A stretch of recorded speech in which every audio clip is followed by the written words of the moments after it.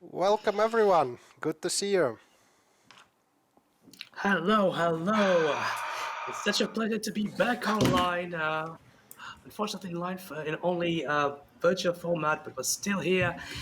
Around 30 kilometers between us. I believe we are one of the most physically separated speaker, but this virtually united here now, three of us.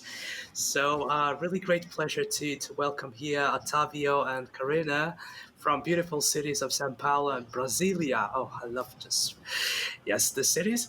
Actually, Brasilia? Is it Brazil? So they're both in Brazil. And I'm really, really happy that they're going to deliver a wonderful talk about architecture and where is Java and all of that stuff. So, Karina, Otavio, how are you? Thank you. I'm doing good. Thanks for accepting us into this great conference. It's a pleasure to be with you here all today. Private sim, meia azul Otávio. Ila Yalubu Russia. Yudushi. Oh, Yudashi. I don't know. Yeah, I that have no was a idea what really it nice is. try, Tavio. Oh, Trying to thank speak you. Russian with us. Whoa. Yes, you did amazing. Next time, I hope we all will be in Russia, and you will practice it more. So I hope that COVID pandemic will be over at this moment, and yes, and you will come to St. Petersburg and give our talk in real life. But so you are still in different cities. Was it really hard to prepare this talk since you are actually the two of you delivering this talk? you want to go for it, Otavio? Or you want me to describe it? Ladies always It's first. always first. Well, I feel really comfortable of interrupting this guy during his day, so it was pretty easy to maintain the communication. We could work asynchronously very well, especially because we still don't know each other in person, but we've been working together for more than a year now. So the connection is a little bit strong today. Our synergy. I don't know if he actually agrees with this. What do you think, Otavio? No, because you interrupt me like every single day. And I will But yeah, we interrupt have you a huge today synergy again. between us. Again. Oh yeah, usually. Okay, so it's gonna be a really good interrupt each other talk. It's gonna be really, really interactive. So with all these interruptions, and by the way, I'm gonna be interrupting you as well.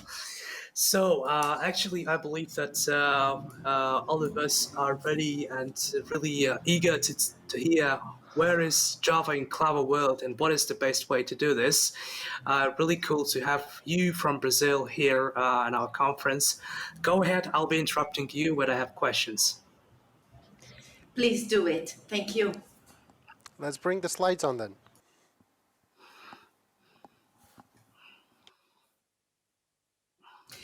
Hi everyone, thank you for being here today with us. I am Karina Varela and I am here today with Otavio Santana, and we are going to talk about how you can architect the Java application and deliver it in the cloud era. What has changed? What should you care about today? So let's have a look at that.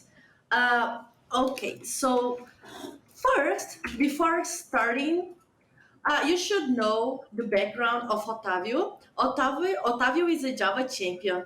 He's part of the executive committee of the JCP and an expert of the expert group. He's also a group leader and spec leader. He's a committer of the Apache and Eclipse, and also a leader of the Eclipse project. Besides that, on his free time, he likes writing books and authoring blogs. So sharing knowledge, basically, right, Otavio? Therefore, yeah, besides I need more social life, I guess. Okay, but let's go going on. Let me introduce to you an amazing person, Karina Varela. She is senior technical marketing manager. She is Kai contributor, Motu Tech founder. She is also Java organizer and instructor. And yes, as we On her first free time, she usually writes blogs and books about technology, Java, cloud, and so on. And it is interesting to add here that the key community is like a whole community focused on business automation projects, which is what I love and what I've been doing for the past years. So yeah, we have a strong background on Java there. So I think we have some opinion here since we've been on the road for almost or more than 10 years, right, Otavio? So let's bring some our view on what happened on the cloud space.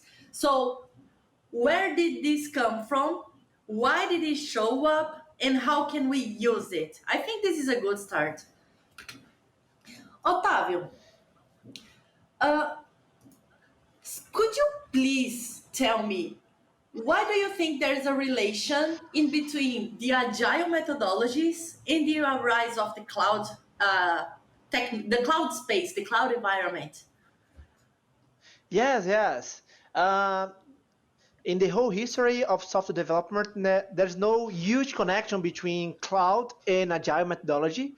However, when agile methodology was born, we usually think about to deliver fast as possible. That's why we have 4 commandments.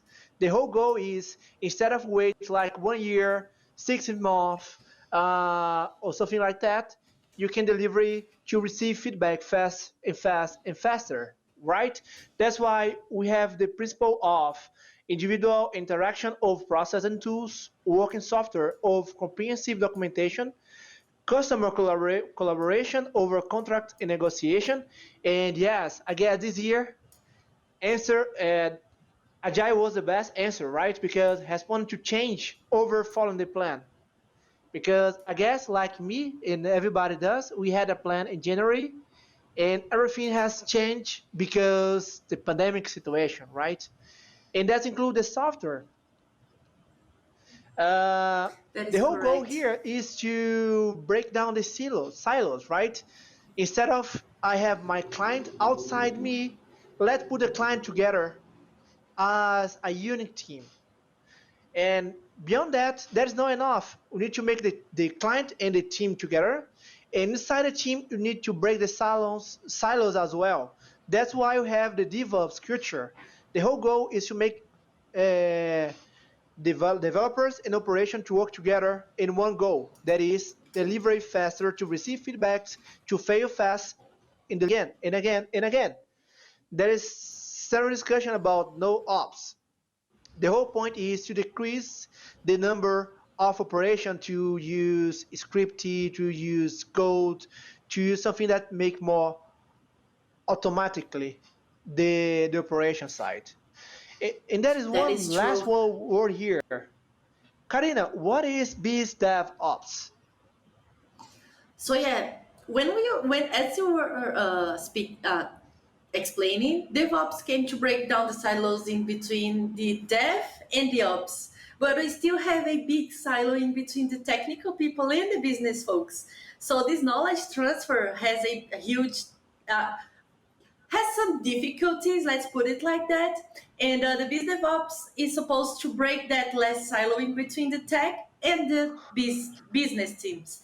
So, with that in mind, with all the options that we have today in order to accelerate the development of the applications, we have methodologies, we have the culture. So, the agile methodology is a way we can deliver faster. The culture we adopt is the one that will suit better our teams. So you can go and choose the one that fits the best.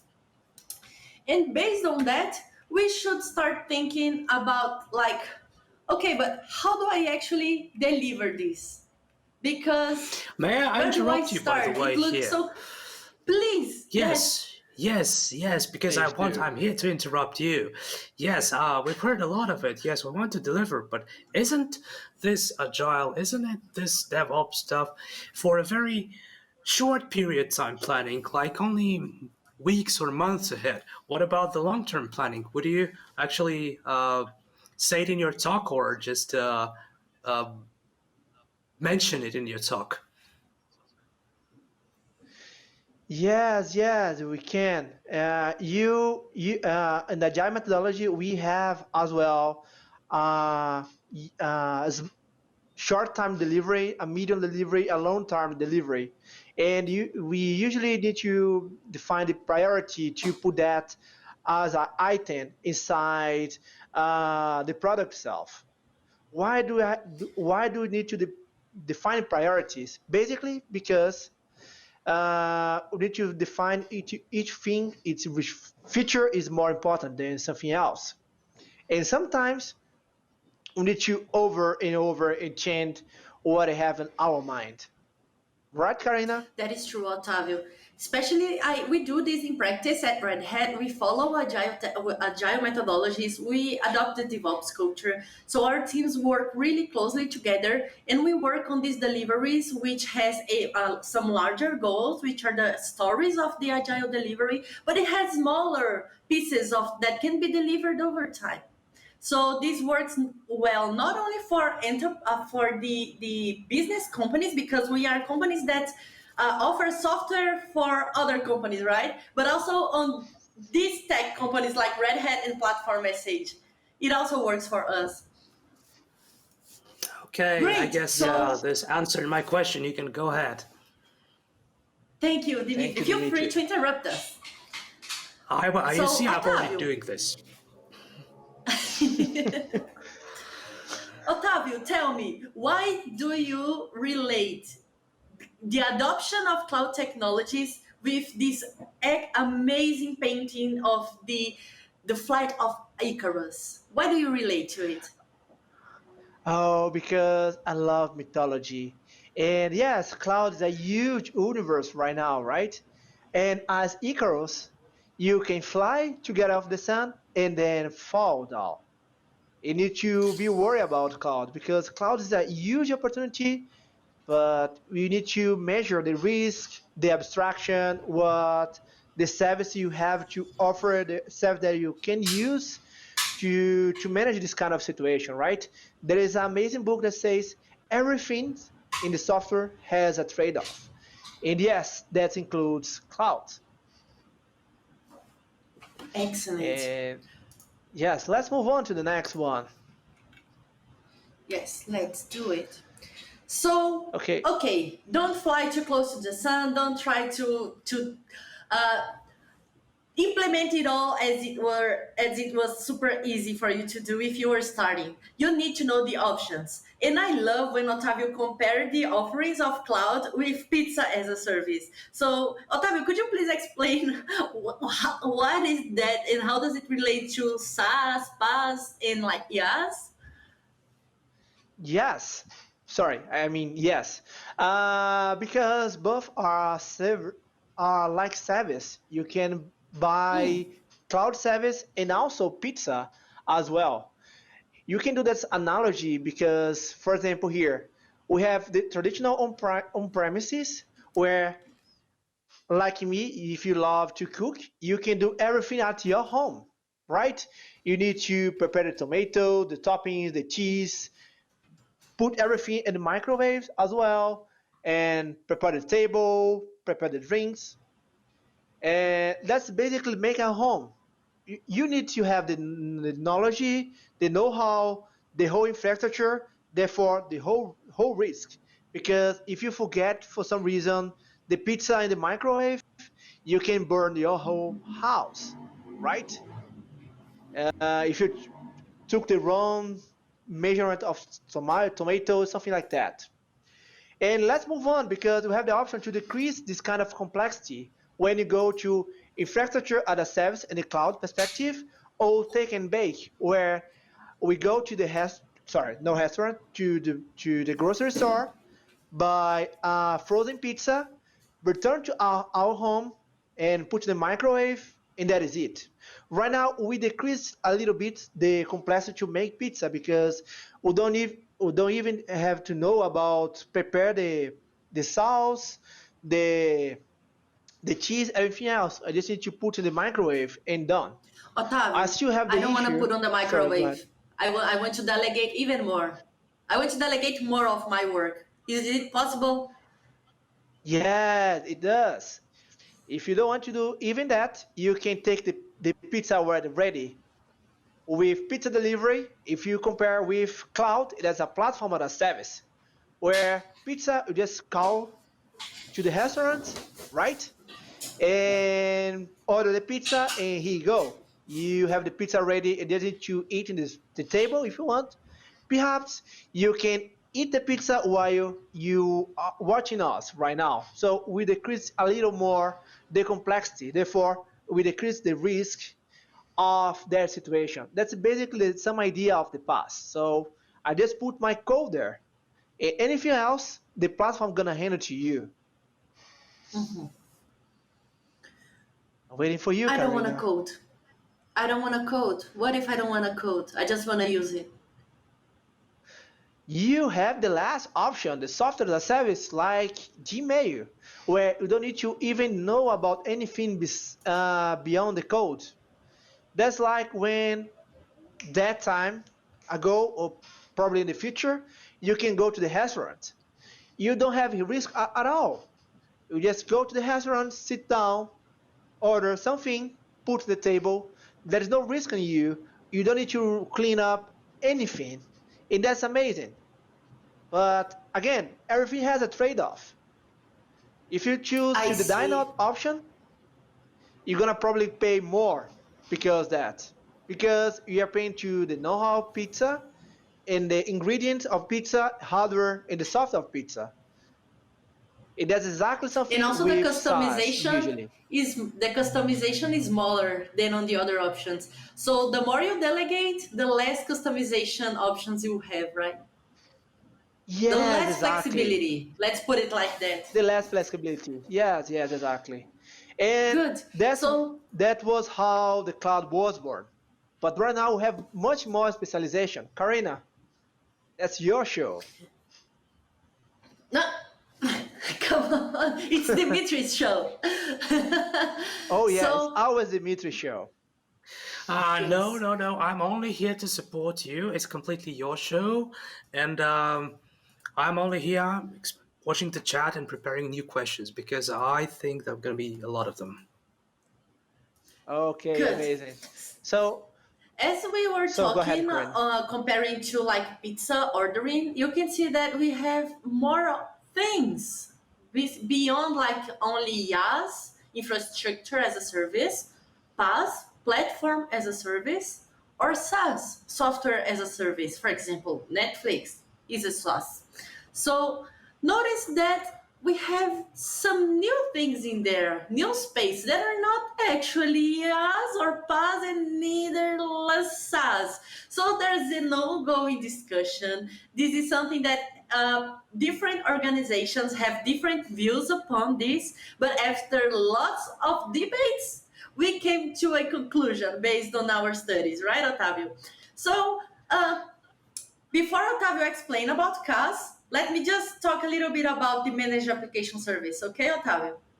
Really quick. Yes, go ahead, Karina. So we've seen that developers want to delegate more the need of creating services like, for example, authentication. They don't want to deploy the authentication service, the IDP, the identity provider.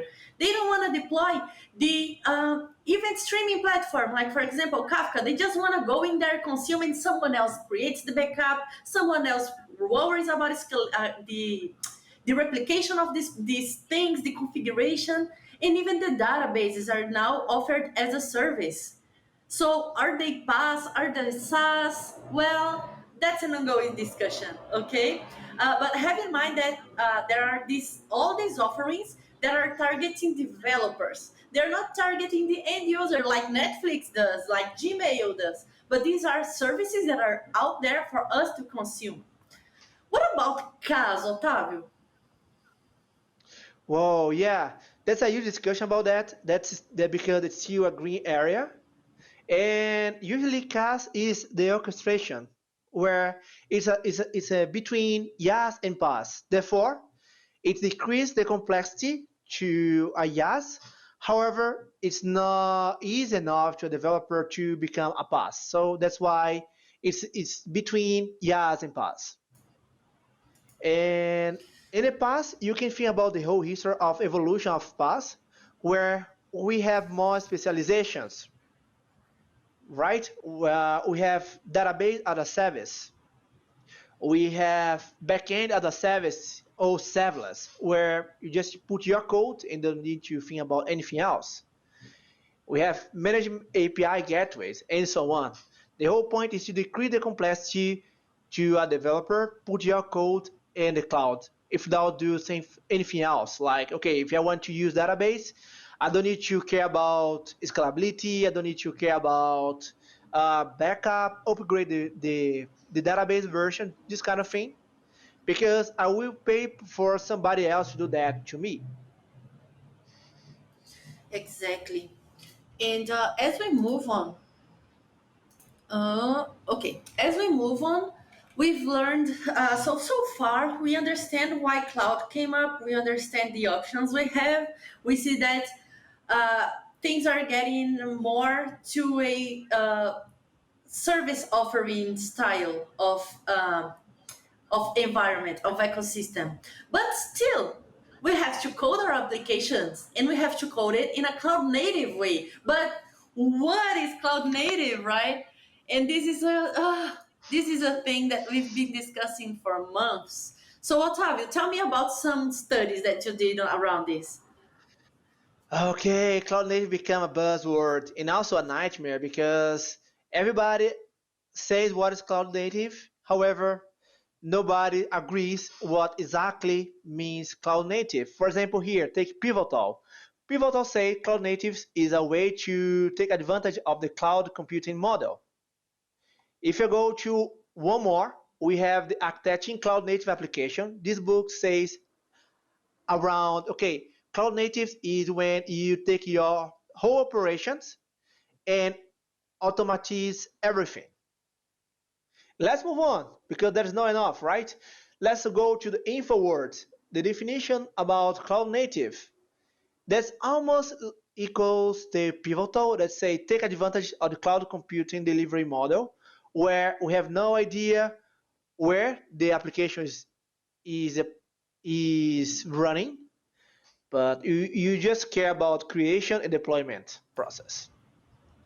This book Mhm. here is more about, it has DIRs, that is deploy, update, replace, and scale. The whole goal is basically decrease the complexity of operation again to sometimes probably no ops. Oh, this book here, the cloud native transformation is about the methodology evolution. In the past, we had waterfall where you need to wait like 1 year to deliver a software. Then we move out to agile methodology where you can deliver a fast, like daily deployment. And the next generation of the methodology is cloud native transformation, where you take advantage of the cloud environment to deploy like instantly. So I open PR, somebody review, I do the merge, and that is it. That is it in deploy right now. Something like automatically and magically. So there is one organization that is Cloud Native Computing Foundation. It's an organization that has a huge number of the companies behind Cloud Native, and it has a funny definition because, as you can see, it Funny says, definition. Why? well, because cloud native technology empower organization and blah blah blah blah, and it says a couple of samples: containers, service mesh, microservice, immutable infrastructure, declarative APIs. Those are samples, right? However, it's look more buzzword fit than approach or maybe a metadata because, okay, what happened with my monolith? If I choose to go to monolith, does that mean I'm not able to run cloud native? Is that true?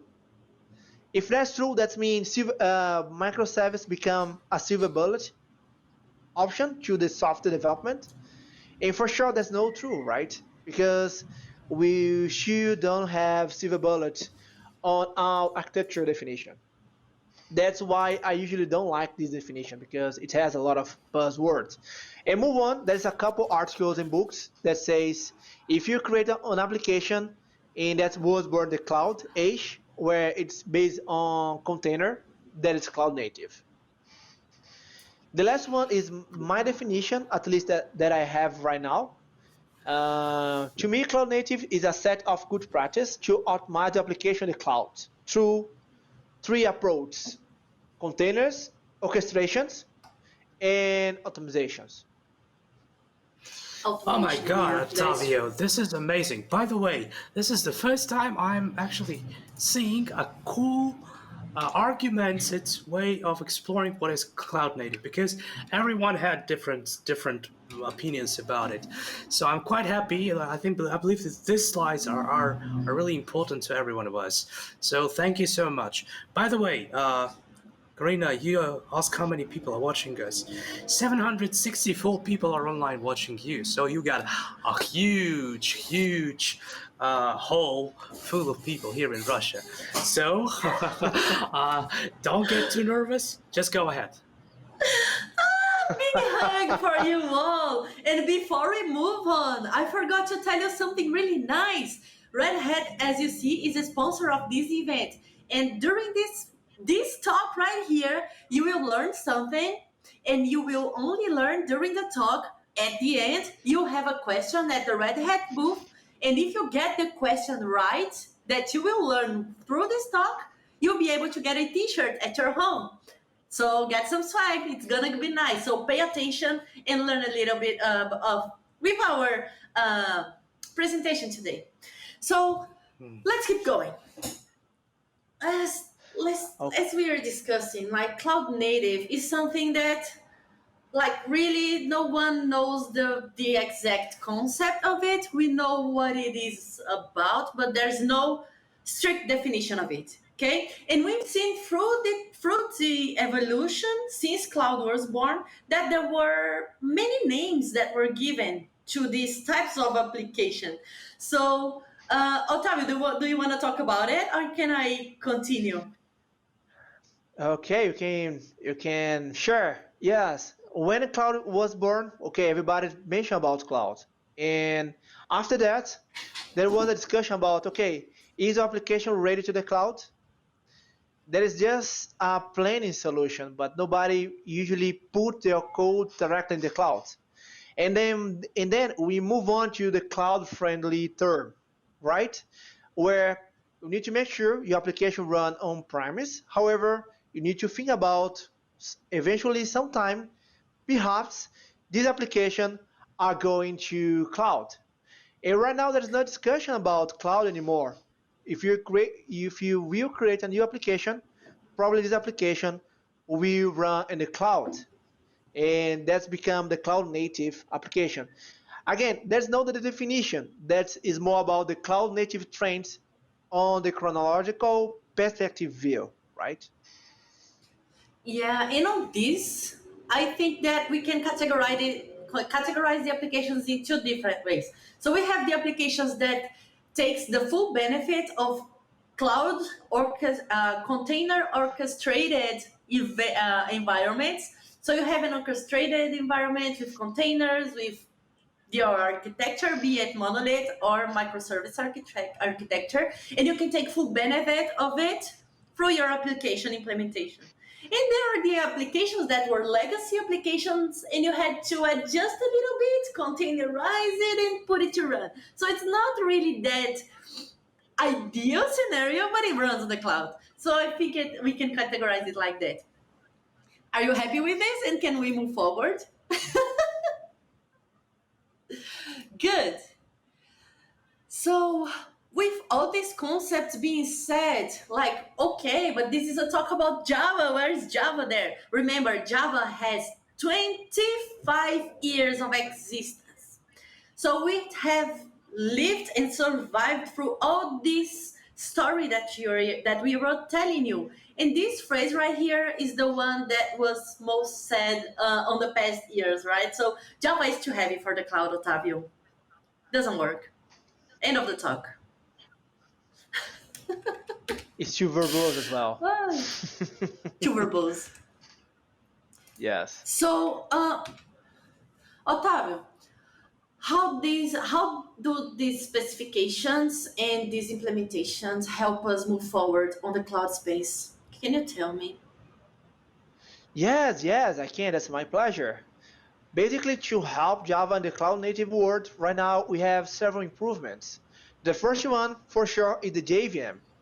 Right now, if you are using Java 11, you got several optimization to garbage collectors, improvements on containers. Remember, container is much more than Docker. Don't worry, Karina gonna tell you about it soon. We have better integration between the JVM and the container. Right now, the JVM knows it is running in containers. And finally, we have release every 6 months instead of wait 3 years, 4 years, five Oh, years, that's right? great. That means we can relieve delivery faster to give more feedbacks. And that's awesome. Mm-hmm. But you're talking about Java. What about Java EE, Otavio? Unfortunately, Java EE died. There's no Java EE anymore. Died? Yes. Okay. Right now we have Jakarta EE. It's like a phoenix. Who takes Diet care of like it? right now it's under Eclipse Foundation umbrella, and we have a couple of companies behind that include Oracle, Red Hat, and much more companies. We have communities as well, and the whole goal is to use Agile finally. Instead of wait 3 years, you can deliver a version every year. And by the way, if you follow Twitter, you're gonna see like a couple moments and a couple weeks, you're gonna have a Jakarta one string where we will talk about the new version of the cloud Jakarta E, and Jakarta E has the goal to go to cloud native to work even better with cloud native perspective and provide better tools to make that possible. But what about this other one? If Jakarta is the cloud native, why micro profile? Okay, okay, that's your discussion, but briefly, okay, just briefly, take a brief. Microprofile is a small piece of Jakarta E and put a little bit of more tools and APIs to work on the microservice. Mm-hmm. It's under Eclipse Foundation as well. It also Okay. uses Agile to have a release quarterly. Therefore, instead of Mm-hmm. wait again 2 years, right now we have 4 versions every year. So that's amazing. We have fast delivery. And on Otavio, that, we have it's me again joining you. Does that mean that actually when people say Java EE and microprofile, this is not equivalent? Yes, this is different stuff. I mean, or because people say, I have this microprofile and it reminds me of Java EE, which was heavy and so on. But is this true or it's not true? yeah, both are different because microprofile took a small piece that is CDI, JSON Biden in JAX-RS, and then put a little more APIs to make that integration. Uh, the microprofile version 4.0, we have a new workspace. So both has different workspace. However, both are working together because CDI belongs to Jakarta E, and right now we finally can use configuration that belongs to microprofile on Jakarta E. And that's amazing because if you take a look on the mail list, I request that a lot on the Jakarta NoSQL world. It was so much. It was so necessary because configuration is also moved across and it's portable. And finally, we can use this because it's portable. Yeah. Yes, finally. And both are working together, and that's great. Right now, it's the slide will be deprecated so soon because we need to update to microprofile 4.0 and Jakarta Mm-hmm. EE9. But the whole idea is microprofile has a small piece of Jakarta E, the for CDI, Okay. JSON Bean, JAX RS, and JSON Biden, plus some features like fault tolerance, metrics, and right now both can work together as one unique team. That's amazing. And much more are coming. Perfect. So with that, we have an ecosystem that allows us to build lighter Java applications. But if you need even lighter, and if you need an application that consumes even less resources on the machine, you could go for native compilation. It started with Grow VM, and now it is out. Like native compilation is also available through other JVMs like Mandrill. But the thing here is that when you go for native, and I will not go deep in this, I will just give you some heads ups, some tips, because our goal here is to give you a whole overview of the ecosystem so you know what you need to explore in your current scenario. So have in mind, if you're seeing lots of native demos, native, and amazing, it's amazing because it's super fast. The startup, it's almost like immediate. It's faster than we blinking. But anyway, it's I love demos with native. The thing is that with native, the compilation happens ahead of time. So everything gets compiled before you start it. So this is the big difference. And when we do it in our traditional way, we are doing like with just-in-time compilation. And my tip here for you is, if you are going to run an application that needs really fast startup time, you Yeah, might got it. Thank you. yes, startup time. Native compilation might be the solution for you. But remember that long-running applications take more benefit of the JIT because of the garbage collector and the optimizations that happens within the JVM. So make some tests and leverage your scenario, okay? And this is actually, my information is based on a real use case of Amadeus. They did all these tests on their real use case for the control tower of the airport. So yeah, it's complicated, a really critical scenario. I can share the slides later with Dimitri so you can take a look at the Oh, results. yes, But please. let's get back here. Please, because now I'm a little bit scared. I'll be kind of honest. If this runs for airports, then I'm scared of flying. But thanks to pandemic, we're not flying so much. Yes, so I will wait for your slides. Thank you. I will do it. And they did a presentation at Red Hat Summit, so if you're also interested on watching it, it's still available. But let's move on, Mr. Dimitri and Mr. Santana.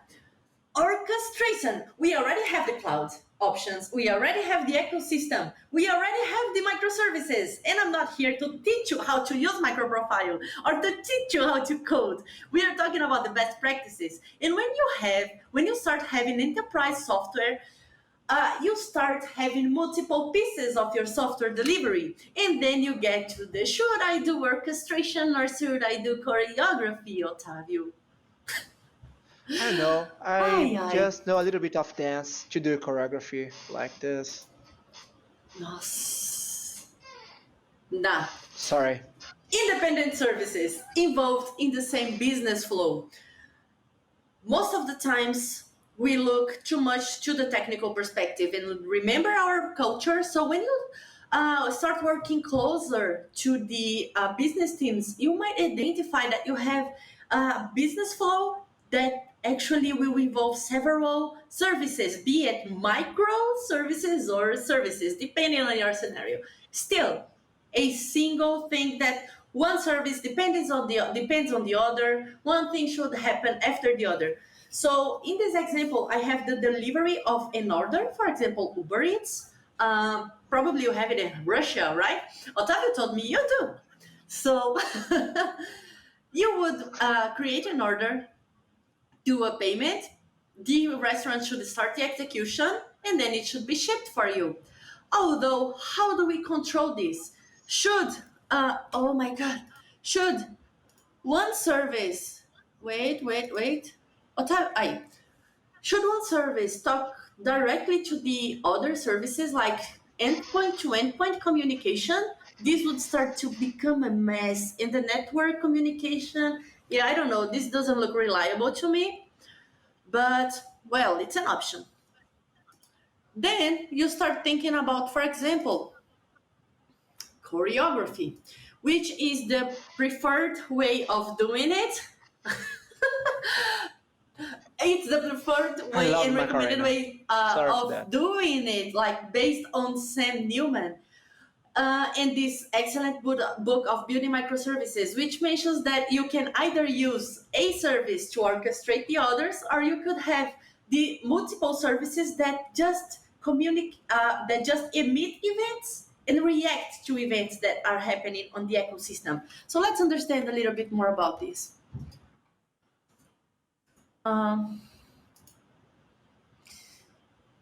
Let's go first for the choreography. I'll be quick here so we don't waste too much time, Otavio, but take a look. In this case, I have 4 services, and whenever I have an order that was created, instead of doing a request to the other service, I'll just say, and I am the order service, I'll just say like, the order was created. Whoever needs to do something about it, do something about it, okay? So based on this event that happened, the payment process knows that, oh, so I know that I need to react to that. Let me process the payment of it. Then, based on that, like the process, the payment was processed. Oh, so the execution servers know that it needs to start the execution. Following by that, once the execution event is raised, the shipment service could react to it and start the shipment process. How does that work technically? You could have, for example, Kafka on the middle, which would be the broker. And all the services would publish events to a broker and subscribe to topics and listen to the events. So they would be listening to the events, Otavio, and whenever an event that enters the service happens, they would react to it. The problem is that sometimes you need to do like chained events. You need to do one thing only if the result of the other service is true or false. You need to leverage business logic in between that. And it starts to get complicated, Otavio. That's where I love Otavio because he doesn't interrupt me like I interrupt him. So, Otavio. I still think about the choreography. Sorry, it's hard to me. Keep dancing and... while I talk about... No, okay. Now it's orchestration time. When we have an orchestration, we have a maestro. Exactly. On the traditional orchestration that we know of, we have a central service that knows that it needs to invoke the other services, correct? This is traditional, we know about it. Those who are on the career for some times already know about the service orchestration. And the big difference here is that orchestration is also evolving along with the practices, the cultures, and the technologies. So a business flow, a traditional business flow that you see here implemented with the BPMN spec that helps on the practices of DDD, for example, would have only human tasks. So nothing here is automated. But when we start talking about the automation of services, we can start mixing the business logic, where I have a decision over there. When I cannot show you, but there's a decision there. And notice that I replaced the human tasks by service invocations. So now I'm starting to do orchestration through the integration of business process plus microservices. And then you're like, oh, okay, but this is old, Karina. No, this doesn't work. How does this fit this new world of the event-driven solutions? I want event-driven solutions. That's how you go for it. So if you need the good thing to do is it's not an either or decision. You don't need to go for choreography or orchestration. You need to use the solution that solves that specific problem. So if you have a piece of the problem that needs orchestration, it needs to be event-driven. You can do that. This is an example that has, for example, it emits events and it's listening to events, just like on the other example. As you see here, this once the person accepts the request, a new order will be created, okay? And an event will be emitted. Once everything's done and the order is delivered, it will react to this event that was thrown in the ecosystem. Based on that, we now know, and we are running out of time, Otavio, so I'm running here on this part. We now know what is cloud. Run first. What are the specifications that help us creating Java applications for the cloud? How can I orchestrate or do choreography of my services? But now you said that cloud native also means automation. And when we talk about automation and DevOps practice, we are talking about CI/CD. At least a lot. It's a lot related to this. And CI/CD, is it a single thing, Otavio? Like, I'm doing That's CI/CD. my question, Karina. What is CI/CD? Actually, let's separate it in two parts because it's not a single thing. So let's start talking about the continuous integration, CI, because you can do CI without CD, okay? So if you do CI, I'll try to summarize. And whenever you commit your software, you build it at every release, generally on whenever you commit, you need to build it, you need to run the tests and make sure that it's not broken. So this should happen every time, Otavio, every single time you commit to the repo, okay? Okay. If you have, for example, quality validation of your code, like with Sonar, for example, or tests of coverage of the tests, how much % do I have tested on my application? I will only approve this if it has over 80% of test coverage. All that should be done at every CI cycle. Good? Good. Once you have CI, you can think about having CD. But CD, is it delivery or is it deployment? What is CD, Otavio? It is compact disk.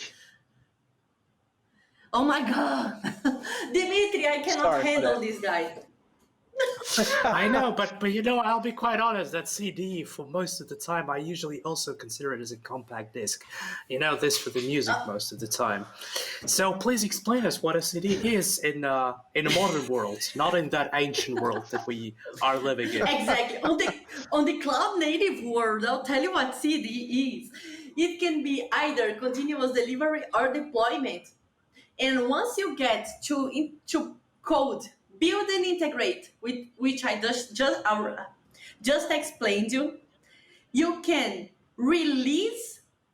So you will have a package that is there, shiny, ready for deployment, but it's not necessarily deployed.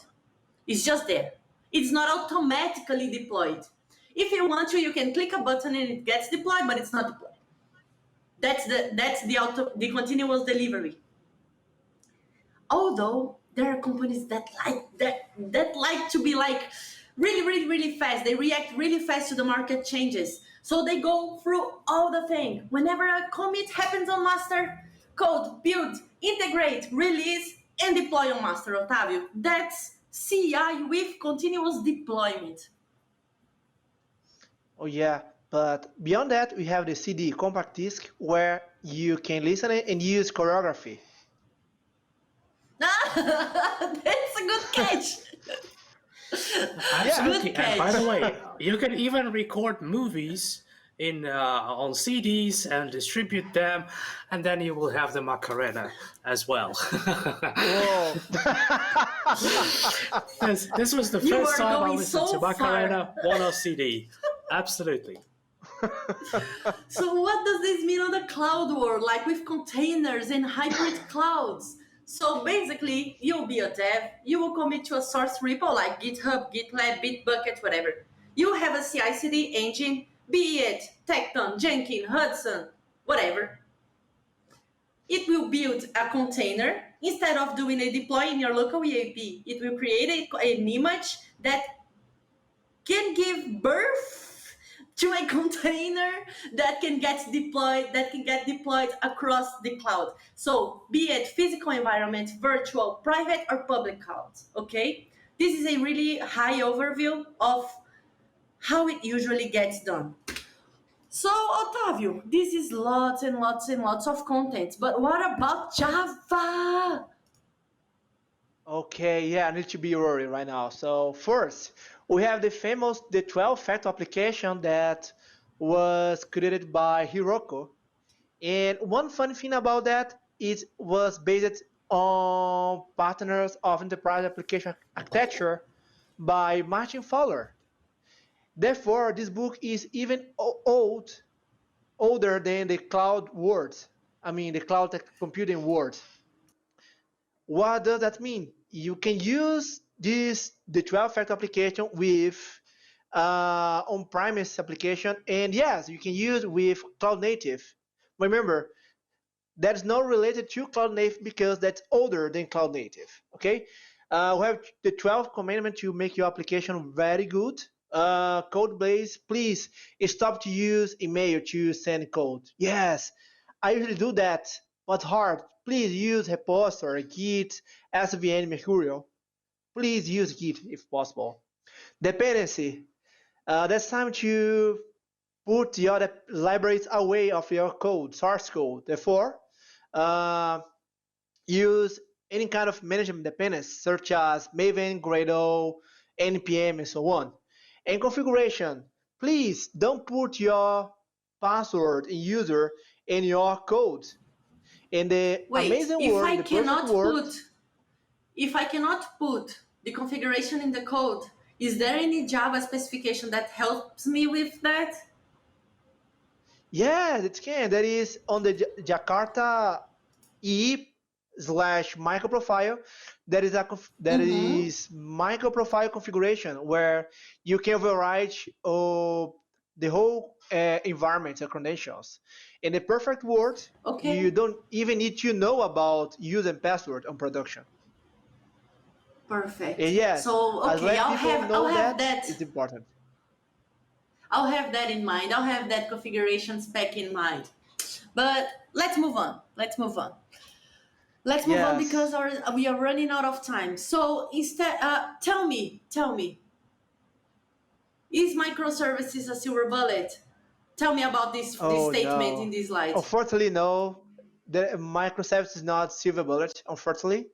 There is a book from Edson Naga, who is a friend of us, and he wrote a book about migrating to microservice database.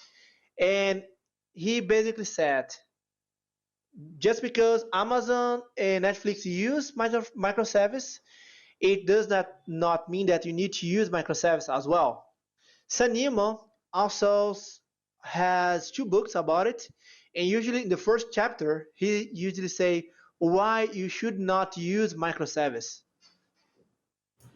Okay, good. Let's move on. Okay, let's move on. I'll be quick here. Best practices. We heard about the best practices for Java, but on containers, there are also practices that you need to follow. And have in mind that Docker is not the only option for you in the cloud native space. So if you need to deliver containers, be aware of the Open Containers Initiative, which is a standard behind all these solutions that allows us to create images, for example, that can run on top of different engines. So you could, for example, create an image with Builda that follows the specifications on the Open Containers Initiative and run it with Podman or Docker. Okay? Have that in mind, Otavio. Think that before adopting a cloud native technology, check if your team is ready for it. How will you work locally? Because it's not enough to only do a Maven clean test on your environment. You need to test it inside the container. Test if like one container can communicate with the other. You start having new problems and new things to test on your integration tests. Next, there are best practices that can be followed, should be followed when you are talking about containers, there are the practices during the image build time and the container execution time. I will not take long here. I will also share details that we wrote about this because we are running out of time and I really want to see the demo that Otavio prepared for us. And just have in mind that whenever you are creating an image should do only one thing and do it well. If you need anything extra, think about adding a sidecar to it. It should have everything that it needs to execute your service, and it should be immutable. This means that it is not a good practice to deploy, for example, an EAP, an application a server inside an image and then do the deploy. You need to create the image already with the deploy on it so that you can have a volatile containers and you can create as much as needed and delete it whenever needed, okay? That is a key thing for scalability. On the execution moment, wait, almost. On the execution moment, Otavio, have in mind that there are things that only your application can provide. So your application needs to be highly observable. You need to expose the metrics so that the orchestration environment, like a Kubernetes or any flavor, can listen to it, create the dashboards, create the metrics, and take actions, for example, killing the pod and creating another one if needed. So lifecycle conformance principle, you should be able to also shut down gracefully the pod, just like we do with on-premise services. Like I said, have in mind that containers are volatile. You cannot rely on a container for persistence. It's volatile. Have that in mind. And let's move on. Otavio. Demo time, Otavio. Demo time. I don't like container. I mean, that's time to say goodbye to it works in my machine. And allow me to say that. It saved me a lot of time. It works on your What machine. should I do So show me with it Go working. Horse anymore? You know what is the joke love about? this. It works in my machine. Yes, it loves in my machine. Then we will ship your machine, you know. Good one. Okay, Otavio, let's go to the demo time. Will you show me it working on your machine? Yes, No. why not? No. It works in my You will machine, not show me believe it me. working on your machine. Okay, I believe Come you. on, I love to do that. So, Believe me, Otavio, you need to have a before little bit of faith. Before you start, let me tell the audience. So this application that you're seeing here, it is already deployed on a hybrid cloud where we have a PaaS service offering the application here that you see. I cannot read the URL, but I think this one is on platform SH, correct? No, this one is from... This one is on OpenShift. Oh. Yes, OpenShift. Okay, so we have two services running. One is running on By the way, OpenShift, and I think I just interrupt you for a second. Whenever you're giving examples, please zoom a little bit with your chat so that it's more readable on the screen. Yes, like this. Thank you so much. Perfect. So what you'll see here, the goal is to show you a cloud-native Java application running on two different environments. So the same application could easily run on Platform SH and on OpenShift's container platform. So we are using different cloud providers, but still, since this is a cloud-native application, it runs smoothly on both. So go for it, Otavio. And it uses persistence, correct? How did you implement it? Yes, thank you, Karina. Basically, what we are using right now is a Quarkus application where, as you can see, I use my entity class fruits and I'm using active record with Panache. I'm extending the class. As Quarkus user, I don't care about encapsulation anymore.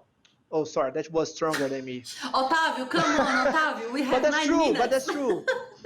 Oh, sorry, but I need to say that. And here I have my fruit resource where I put my resource available using active record. Okay. On the microservice perspective, we have the service live check and service ready health check. Karina, Exactly. So we have what's the the high difference between them? observability. Perfect. We have the high observability implemented on our service. So we have, for example, the liveness check and the readiness check that will be consumed by the orchestration platform. Okay.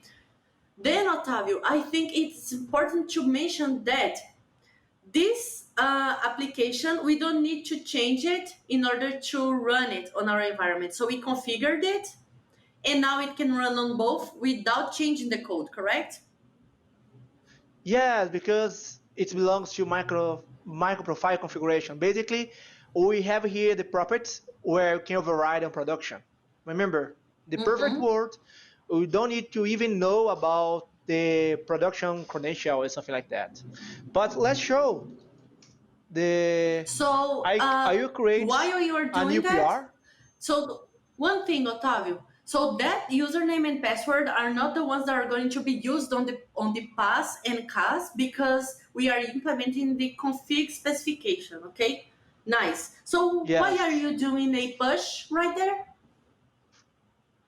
First, because I can. And second, let's show to you the CI/CD thing.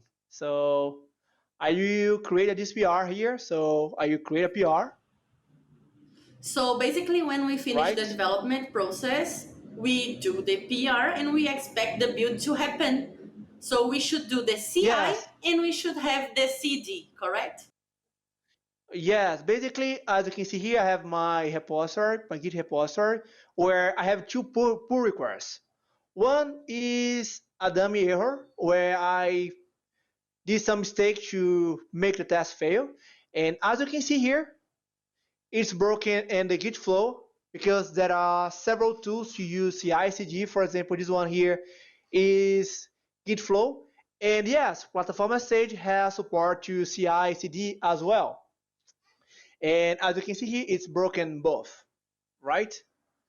And right now it's running on both. So basically, I'm running on the platform stage where it's running the test, and then it's gonna do the deploy. And also the GitHub flow does the exactly same thing. Okay, Okay, that's the so whole we are running idea. CI on GitHub Actions to support our development process. Good. So can you merge the request? Yes. Yes, Because we usually need to wait, but don't have time to that. But yes, basically what should supposed to be here. When I click in details, I probably gonna see the file difference right now. Basically what I did change here. okay. Can you increase the I font just size, please, update. Otavio? Oh yeah, yes, I do. Basically, I went to Thank you. my index HTML5 and updated. So instead of Hibernate or REM with Panache Quick Start, I just put welcome Joker conf. And let's return here and let's do a refresh. Hopefully it's gonna work. But It's anyway, running. It's why running. it's running? Why it's running? Let's show to you the platform stage, and then we can go to. Oh come on, we can go to OpenShift, right? So basically, what I have here, I have my platform stage solution. Basically, platform stage is a pass, therefore a platform as a service, where I just basically need three files to run my application. One to define the application, one to define the routes, and another one to define the service that I need. And each branch Otavio, is okay. Go ahead. the build is done. We can merge it. I'll merge it here, Oh okay? yeah. Okay, 1 second. Let's show to you that CI working. And as you can see, I updated the welcome Joker conf. Please, Karina, merge to me. Oh, nice. I'll merge it while Absolutely you That's show amazing. the how. By the platform way, message. I just love so much that there's a coding here and we see real merge is happening and we see real reaction in the class. God, you're awesome. I'm just so happy to see it all live. So really honestly And I saying. think Yes. it's great because it shows it running on the hybrid cloud. So if you go to OpenShift, I'll be quick, Dimitri. I won't take too much time of you. But if you look here, let me see if I can take control of your life. Can I take control of your life, Yes, go Otavio? ahead. I Yes, go cannot ahead. find Zoom. Okay, so never Yes. mind. Okay, I found it. Can I, okay, stop. I don't know if it, okay, that's me, I guess. So as you see here, Otavio that's you. showed one of the platforms, and now you see the other platform that is also running the same application. And as you see, there are pipelines implemented using Tecton pipelines. So it follows also the approaches of delivering through CI/CD, and it's nice to see applications simply going through like smoothly like that for the users. By the way, We that only was a have 3 really minutes, smooth Dimitri. move because, yes, we have 3 minutes, and I'm not sure if I have 3 minutes to say all the things I want to say of me happy seeing this running because it's really amazing that you did it online and with GitHub with different clouds and it did work. So I'm really happy about it. So 3 minutes to show something you want to show us. No, it's okay. I think we can. Are there any questions on the chat? I believe that, so there are several questions which are kind of both general, by the way, so I would call them general. I think we can go for the questions so we can interact with these great people here. What do you think, Dimitri? Okay, let us do it. But once again, so if the demo is over, I just want to say that it was so good and it was so amazing to see this working. So, one question that came from the audience is that what is really crucial metric for an application in the cloud today? Is it the size? Is it the startup time? Is it the memory footprint? And does actually Java compete with other languages and other runtimes here? Because what is actually you paying for? Because cloud is cool, but then you have to pay. Exactly. Go for it, Otavio. Then I'll complement. Can you skip the slide, Otavio? I cannot hear you, Otavio. No, that's We're because missing you Otavio. press mute. Yeah, You press mute on basically his it's- machine. Oh! Yes, thank you, Karina. But the whole point here is the classical answer, right? It depends. Because each application has different kind of situation. You need to study. Unfortunately, again, there is no silver bullet to solve all kind of issues in the software architecture. But You if know you take what, a look in Otavio? general, I think the answer would go for the business team because the business will know if they need to be always like available even if you don't have all the consistency or if you can go down sometimes during the deployments. So I think that those types of decisions should be taken along with the business team because sometimes it's better to pay for an as a service offering than hiring people to do it locally. Right, Otavio? Depending on the size of the organization, it doesn't make any sense to have a team to manage Kubernetes, for example. it depends. Yes. That's a classical I one, believe right? it's one of When you the. don't have Yes, any. I believe it's the wonderful answer. That it depends, and like Otavio did it, like it depends in this way. So actually, we got 15 seconds left, and there are other questions, and I believe we will go to the discussion zone and discuss it there. From my side, I want to say huge thanks for this amazing. Talk, because I really need the slides because I personally find many answers on definitions. By the way, the definitions. So every time I talk to somebody, say what is cloud, what is platform, what is everything, I think that this talk gave the answers and I'll be using them with pleasure. So thank you so much for that. And I think Gleb is back online with us. Yep, I am. Hey, I would Gleb, also like welcome to thank back. you a lot. It's been enlightening because I did not really follow a lot of the hybrid cloud and the more modern tools. I'm more like on the low-level server side, and it was very helpful. But so the description of your talk was kind of it posed the question whether or not it's time to deprecate Java and give way to newer languages like NodeJS or Go. So, how would you say? What would you say about that? How do they compete?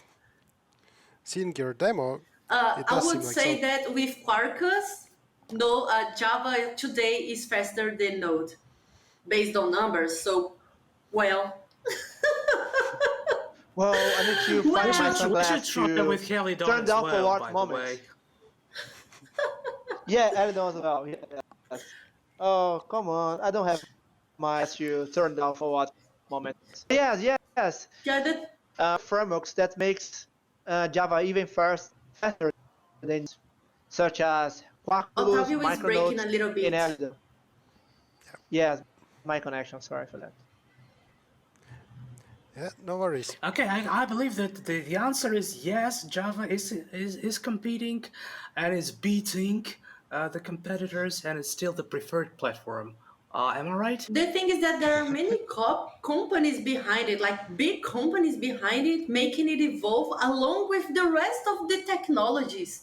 So it's not only used like in small companies, but on the biggest companies of the world. So it needs to be good. It needs to be reliable. It needs to be enterprise ready software. So it's not going away. Yeah, that's fair. Let's suppose yes. I don't know.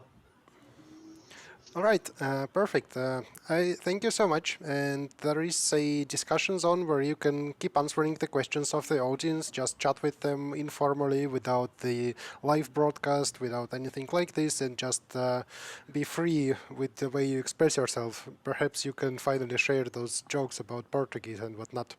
So you will receive the link to the Zoom discussion via Telegram chat. There is also a link on the bottom. Mitya will be the moderator. And thank you so much. And see you again. Thank you. See you there. Thank Bye you. It's been a bye. pleasure. See you in the Zoom. Thank you.